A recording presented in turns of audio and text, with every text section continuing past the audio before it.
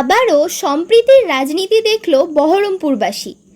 আজ রামনবমী উপলক্ষে আয়োজিত এক মিছিলে বহরমপুরের বিজেপি বিধায়ক কাঞ্চন মৈত্র এবং তৃণমূল কংগ্রেসের বিশিষ্ট নেতা অশোক দাস, বিশ্বদেব কর্মকার এবং জয়ন্ত চক্রবর্তী সহ বিভিন্ন তৃণমূল কর্মীরা একে অপরের সাথে আবির মাখানোর মধ্য দিয়ে নিজেদের মধ্যে রামনবমী শুভেচ্ছা বিনিময় করেন। দুই পার্টিকে এক সূত্রে বেঁধে দিল এই রামনবমী, যেন এটাই বলতে চাইল পার্টি যার যার, উৎসব সবার।